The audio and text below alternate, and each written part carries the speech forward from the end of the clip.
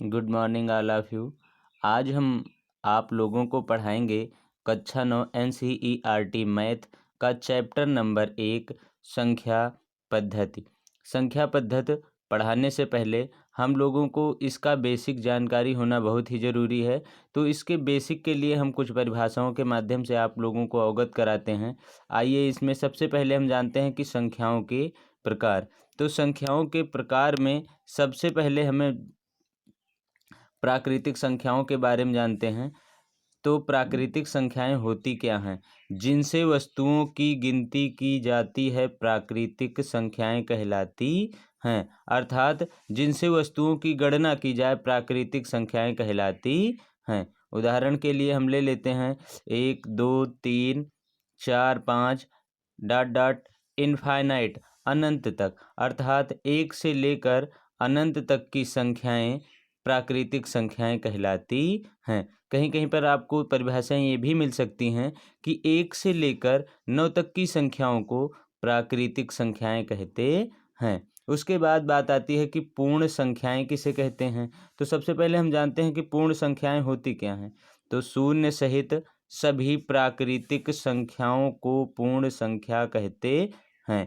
तो शून्य सहित अर्थात यदि इसी प्राकृतिक संख्या में इसके पहले अगर हम जीरो लगा दें तो जीरो सहित समस्त प्राकृतिक संख्याओं को पूर्ण संख्याएं कहते हैं। अगर भाई इसी प्राकृतिक संख्या में शून्य शामिल कर दिया जाए तो जो संख्याएं प्राप्त होती हैं प्राकृतिक संख्याएं कहलाती हैं। तो शून्य को शामिल कर लेने पर 0 1 2 3 डॉट डॉट इनफाइनाइट तक जो भी संख्याएं हमें प्राप्त होती हैं पूर्ण संख्याएं कहलाती हैं। उसके बाद बात आती है कि पूर्णांक क्या होता है। तो पूर्णांक शून्य सहित शून्य को भी शामिल किया जाएगा। शून्य सहित समस्त धनात्मक और ऋणात्मक संख्याओं को पूर्णांक कहते हैं। शून्य सहित ऐसी संख्याएं जिसमें शून्य शामिल हो और समस्त धनात्मक संख्याएं और समस्त ऋणात्मक संख्याएं अर्थात जिनके पीछे माइनस का चिन्ह लगा हुआ हो ऋणात्मक संख्याएं कहलाती हैं और जिनके पीछे प्लस का चिन्ह लगा हुआ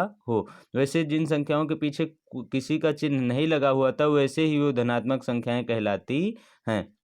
अर्थात फिर से एक बार परिभाषाओं का हम देखते हैं। शून्य सहित समस्त धनात्मक और ऋणात्मक संख्याओं को पूर्णांक कहते हैं। अर्थात शून्य सहित तो शून्य को भी शामिल किया गया है।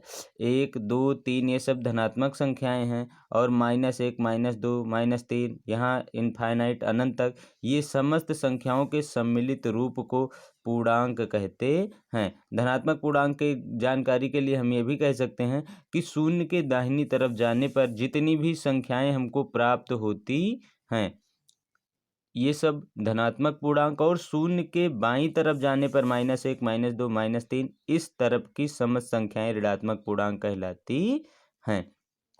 तो शून्य सहित समस्त धनात्मक और समस्त ऋणात्मक संख्याओं को पूर्णांक कहते हैं। बात आती है परिमेय संख्या। तो हेडिंग डालेंगे परिमेय संख्या क्या कहलाती है।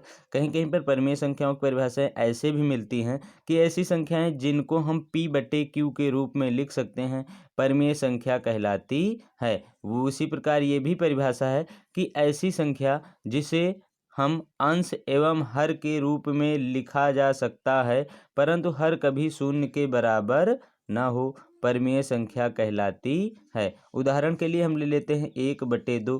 भाई 1/2 इसमें ये अंश है ये हर है। 5/1 -5/6 जीरो। भाई जीरो की भी हम लिख सकते हैं 0/1 0/2 0/3 कुछ भी लिख सकते हैं इसलिए जीरो भी एक परिमेय संख्या है।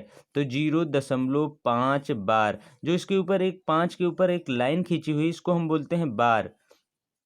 तो 0.5 बार 3.14। बात आती है 0.5 बार को कैसे लिखते हैं। तो 0.5 बार को हम लिख सकते हैं 5/9 और 3.14 को लिख सकते हैं 314/9। 100।